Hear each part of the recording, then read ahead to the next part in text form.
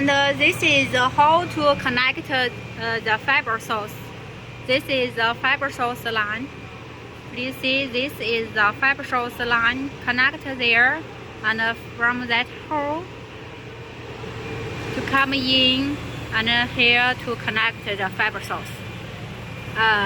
When you connect the fiber source, you may confused by which hole to in charge. Let's see this line.